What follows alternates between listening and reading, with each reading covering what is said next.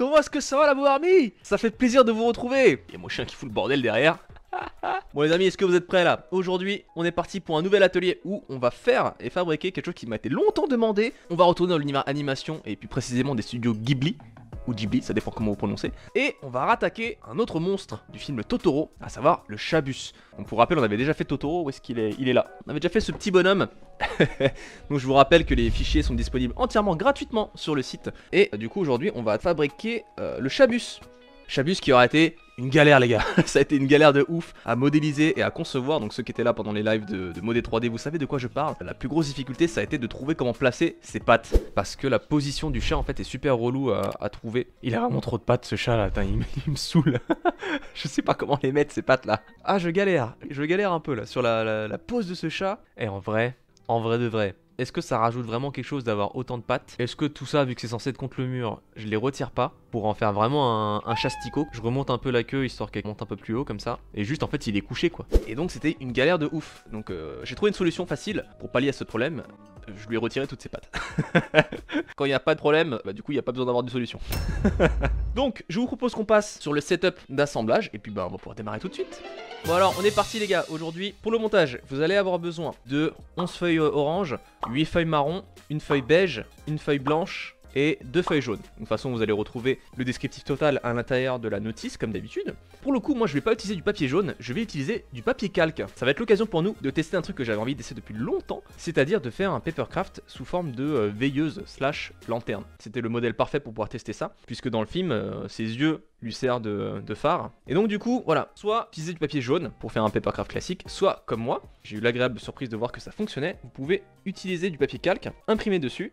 Donc ça marche relativement bien. Et ensuite, avec un petit feutre jaune, moi j'ai utilisé celui-ci, de la marque Winston & Newton, les Pro Markers. Et ça fonctionne relativement bien. Donc à voir après, on fera un test avec une petite lumière si ça éclaire bien. Mais je pense que nous devrions être sur la bonne voie. Encore une fois, n'hésitez pas à faire un tour sur le store, sur la boutique, si jamais vous galérez à trouver du papier les gars. On a tout ce qu'il faut. La seule couleur qui va nous manquer, c'est du marron. On n'a pas encore de marron disponible, donc là vous avez le choix. Soit je peux vous recommander de prendre du orange, et ensuite de peindre votre orange en marron, vu que c'est une couleur qui s'y rapproche. Moi j'ai fait un petit tour à Cultura, et heureusement ils avaient un peu de marron, donc j'ai préféré passer directement avec du papier marron, mais ça je vous laisse à vous de voir comment vous souhaitez faire. Allez c'est parti. Ceux qui ont déjà fait le Totoro, ça va vous rappeler des petits souvenirs. On va faire le pourtour des dents avec la pièce 2 et 3. Hop, on est parti. Quand je vois la taille de la bouche déjà j'ai hâte. Ah oui il va être balèze hein. Ici on se retrouve pour la pièce numéro 6 qui va correspondre au nez. Et si vous faites bien attention, la pièce numéro 6 je vous l'ai mise sur la feuille beige. Pourquoi? Parce qu'en fait c'est une pièce qui est censée être rose pour le petit bout de son nez. Et j'avais pas envie de mettre une pièce toute seule sur une feuille. Donc je me suis dit allez on va la mettre sur une feuille beige. Et tout ce que vous avez à faire du coup c'est de prendre un feutre rose comme celui-ci. Et ensuite de venir colorier. Ça vous évite de devoir utiliser une feuille rose simplement pour une toute petite pièce quoi.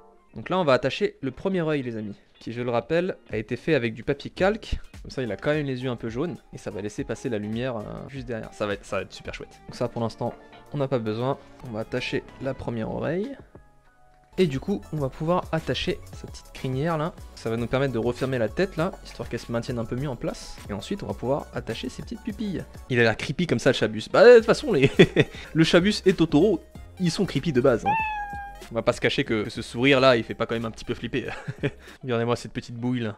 Est-ce qu'il serait pas temps de lui mettre ces petites pupilles? Mais à vous de voir si vous préférez les centrer au milieu des yeux. Afin de le rendre un peu plus expressif, je pense que je vais les décaler un tout petit peu comme ça pour qu'il regarde sur la droite. On va mettre ça de côté et on va pouvoir faire les pattes je crois. Ouais, ça va être les pattes. Est-ce que je lui colle ces petites griffouilles maintenant? Ouais, on peut faire ça. Et la première patoune. Et la deuxième. Il va être énorme. Il va être gigantesque. C'est vous aussi là, quand on était en train de faire la Modé 3D, vous m'avez dit ouais le fais pas trop petit. Du coup là, on va commencer à s'attaquer à la zone avec les fenêtres les gars. Donc ça va être les pièces en forme de fourchette là, elles vont aller là. Et ensuite on va pouvoir attacher les petites fenêtres. Alors faites attention quand vous manipulez votre papier calque, comme c'est un papier qui est beaucoup plus fin, il est aussi plus fragile. Donc n'y allez pas comme des brutasses les gars, au risque de déchirer et de craquer votre papier calque. À manipuler avec précaution. Donc ça va aller... hop, juste là. Vous voyez, des fois quand vous manipulez, il a tendance à se courber un petit peu. Je sais pas si ça se voit à la caméra. Donc faites vraiment attention à comment vous manipulez pour ne pas qu'il risque de se déchirer. Parce que là, s'il se déchirait maintenant, j'aurais un peu le seum quand même. ça va. Allez, donc, du coup, on est sur la construction du toit. Ah, attendez, comment je vais m'y prendre là? Il commence à prendre la place, ce fucking chat. Bon, là on est sur son boule les gars, donc pièce 51 ça va refermer l'arrière et ensuite on va pouvoir mettre la pièce 52 qui va nous servir de vitre arrière du bus. Là où il faut pas s'asseoir si tu veux pas te faire voler ton téléphone. Histoire vraie, au lycée les gars j'avais un pote, il rentre dans le bus, il s'assoit tout au fond. Apparemment s'asseoir au fond du bus c'est stylé, forcément d'autres gens aiment aller au fond du bus. Il se fait voler son téléphone, pas cool. Semaine prochaine, il rachète un téléphone, qu'est-ce qu'il fait? Il retourne s'asseoir au fond du bus. Vous le voyez arriver là, et qu'est-ce qui se passe? Eh ben il se fait revoler son téléphone. C'est pas drôle hein, mais c'est un petit peu drôle quand même. Ah y'en a, il faut qu'ils se brûlent plusieurs fois avant de se rendre compte que ça fait mal. Hein. On va passer sur le côté, ça va être l'autre côté des fenêtres. Je vais déroger à la notice.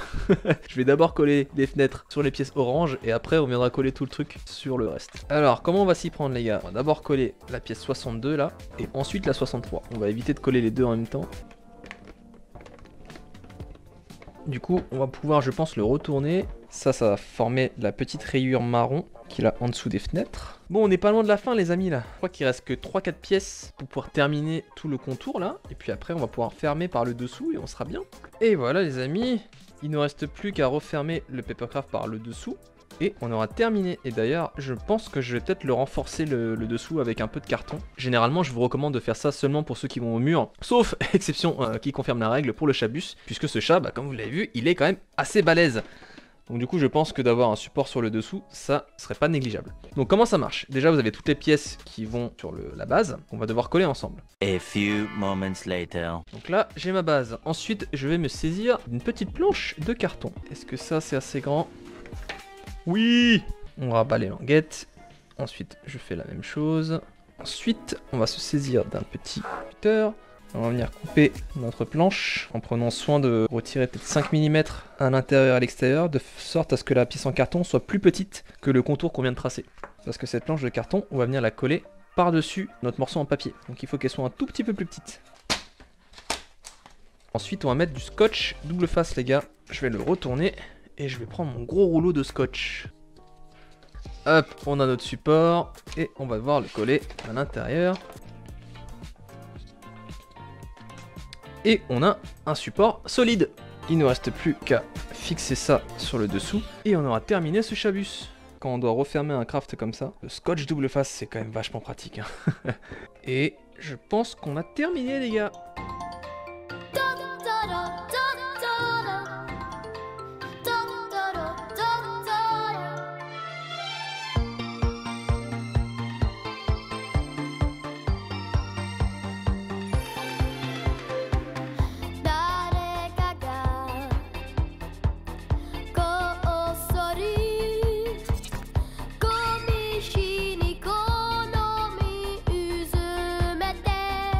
Hop, voilà ce qu'on a à la fin, les gars.